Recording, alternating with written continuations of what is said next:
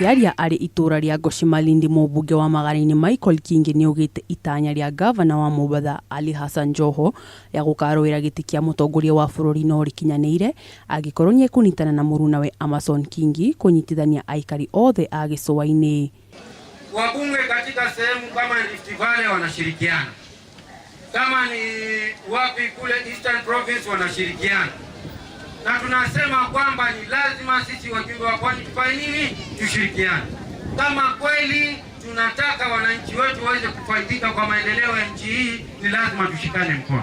Oho ni ugite wagi wa ũrũmwe gĩcigo-inĩ gĩkĩ nĩguo ũtũmaga makorwo matarĩ na ũhoti wa kũrũgamia ũmwe wao kũhũranĩra gĩturwa kĩa ũpresident.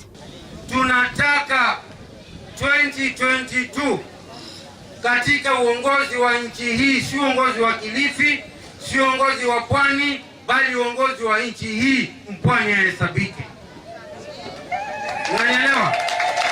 Kwa mara ya kwanza tunataka Mpwani ahesabike katika uongozi wa nchi. Ona gũkĩrĩ ũguo ni ugite muoroto wao ta atongoria a gĩcũa-inĩ ni manyitana gũtigĩrĩra gĩcigo gĩkĩ nĩ kĩagĩa na ũthii wa na mbere.